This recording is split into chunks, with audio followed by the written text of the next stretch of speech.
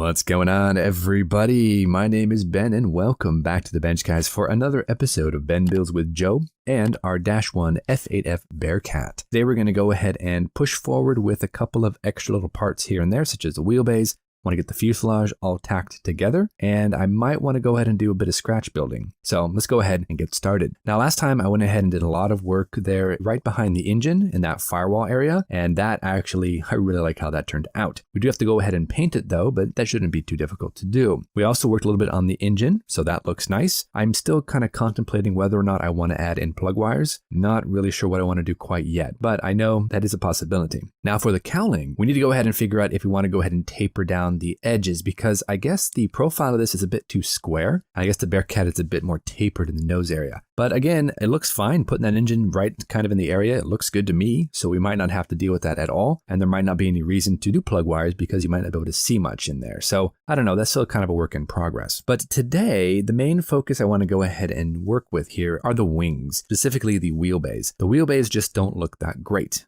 Hobby Boss dropped the ball a little bit on the amount of detail, so we need to go ahead and spice it up just a little bit. Going ahead and test fitting the wings into the fuselage, there is a pretty big difference between the kit part and the detail that I put into that firewall area. So I need to go ahead and kind of balance it out, and it looks to be right about here. From this point to the wing root is really, really poorly detailed. We're actually missing some bulkheads, we're missing some detail, and we're gonna have to do a little bit of work on this to kind of bring it up to what I'm comfortable with. Now, I was looking around online and I found a couple of really nice reference photos. In fact, all my books also show a lot of detail going on in there, so I want to try to replicate that as close as possible. Now, one of the things I did find was this picture right here, and this is actually a resin insert that you can buy for the Bearcat. And as you can see, it's a lot more detail. It looks really cool. So I want to go ahead and try to replicate this as close as possible. So you can see here we have 3 locating holes right here, and these match up nicely. So it looks like right past that, we have a bulkhead right here, some structural detailing. And then we have kind of this triangular piece that kind of juts upwards.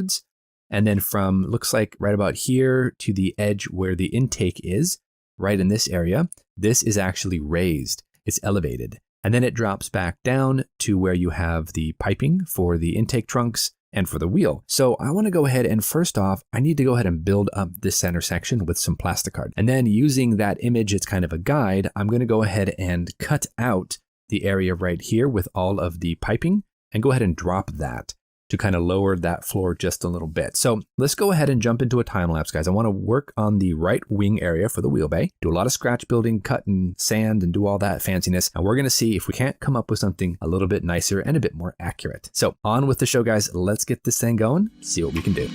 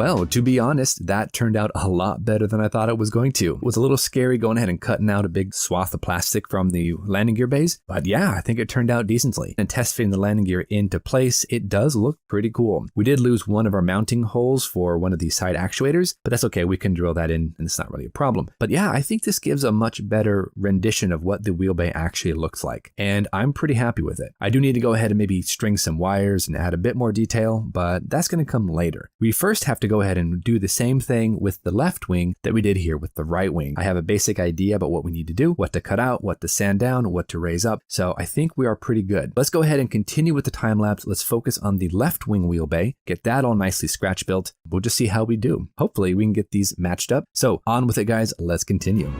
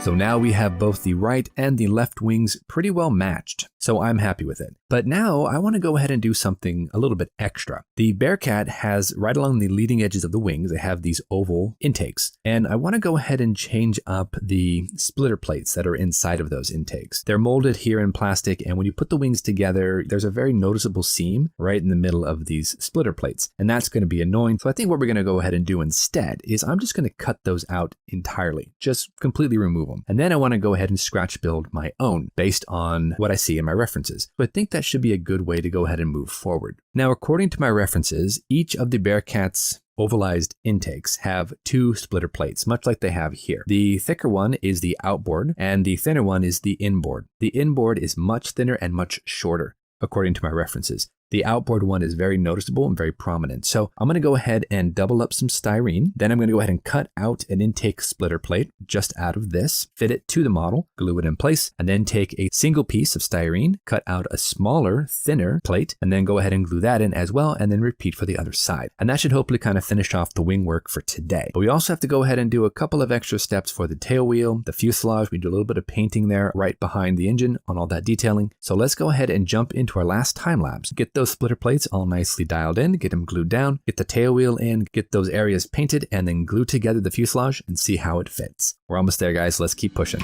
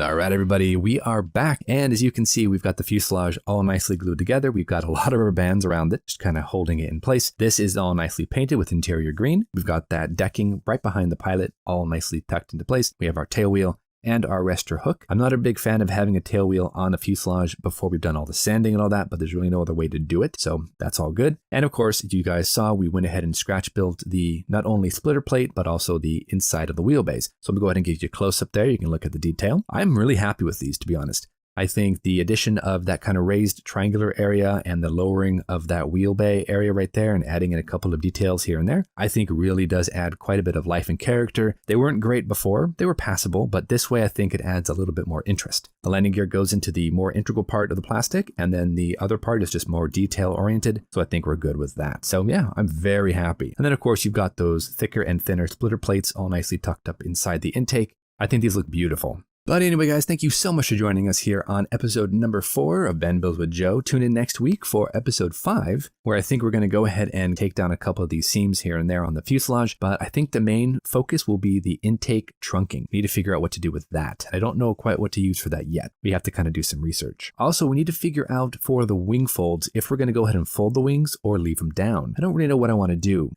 And then of course we need to come back in and we need to plug these rocket attachment points because I plan on just going with the pylons and not the rockets. You see a lot of pylons on Bearcats, you don't see a lot of ordnance. So I need to go ahead and fill those up, get that kind of tucked away. And lastly, I need to go ahead and sand down different seams on the fuselage because we do have a couple of seams open here and there. So lots more to do, guys. Thank you so much for joining us. You know the drill. Go out there, get yourself some bench time, have some fun, build something cool. Make sure to go check out Joe's channel. Great builder, awesome guy. His Bearcats come along beautifully. And we'll see you back here on episode 5 of Ben Builds with Joe and the F8F by Hobby Boss.